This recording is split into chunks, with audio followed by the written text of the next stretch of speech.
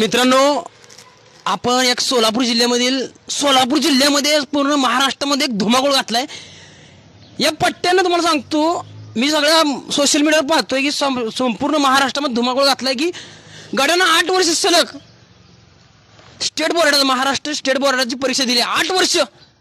एखादा जर असला असता ना तर ती पहिल्या परीक्षेमध्ये हार मानली असते आणि घरी बसला असता, कुठं तर मिस्त्रीच्या हाताखाली गेला असता. पण हा गडी 8 वर्ष स्टेट बोर्डाची महाराष्ट्र स्टेट बोर्डाची परीक्षा देतोय.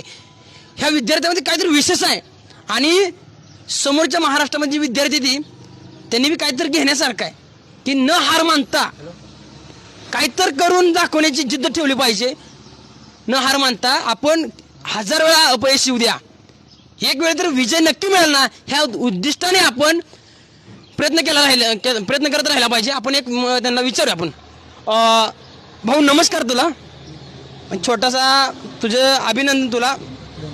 अभिनंदन तुला 10वीमध्ये तू भरघोस उत्तीर्ण, म्हणजे 10वीमध्ये चांगल्या प्रकारे मार्क मिळवल्याबद्दल तुला अभिनंदन तुझे. पहिली गोष्ट अशी की तू पहिल्यांदा नापास झाला, दुसऱ्यांदा नापास झाला, तिसऱ्यांदा नापास झाला, 8 वेळा नापास झाला, 7 वेळा नापास झाला, 8व्यांदा पेपर दिला. त्यामध्ये तुला मोलाचे योगदान कोणाचे लाभले आहे? आमच्या सरांचे आणि सगळ्या मित्रपरिवारांचे. मित्रांनी तुला काय सांगितलं असतं, म्हणजे काय ते, म्हणजे कशामुळे काय सांगितलं मित्रांनी तुला? परीक्षा देण्यास भाग पडला, म्हणजे हार मानू दिली नाही. पण मित्रांनी तुला सांगितलं असेल की काय तर, म्हणजे तू अशी कर, काय कर, काय मित्रांनी काय सांगितलं? अजून अभ्यासासाठी प्रत्येक गोष्टीत मला सपोर्ट केला. प्रत्येक गोष्टीमध्ये सपोर्ट केला, म्हणजे प्रत्येक गोष्टीमध्ये काय तुला माहिती का, जरा सांगू शकते का? पण असं ती काय अडचण नाही आहे. बरं, आता तुला टोटल किती विषय होते रे, आठवते का?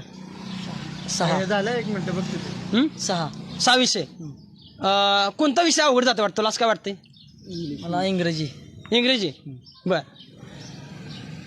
सगळ्या विषयाला तुला किती मार्काचे सांगू शकशील? गणितला आणि इंग्रजीला फक्त 35 आहेत, बाकीला 49, 50 आणि 40, 38. बर. तुझ्यामध्ये काहीतरी विशेष आहे. तू संपूर्ण महाराष्ट्रामध्ये धुमाकूळ घातलाय. 8 वेळा परीक्षा दिली तू गड्या, मी मानतोय तुला, आणि तू न हार मानता तुझ्यात काहीतरी विशेष आहे. तू काहीतरी या भारतामध्ये धुमाकूळ घालणारा असा विद्यार्थी मला असं दिसतोय. त्याच्यामुळे तुझी मुलाखत घेण्यासाठी मी तरपडतोय, कारण इतरच सोशल मीडियावर बघितलं मी. डायरेक्टर साहेब झालं.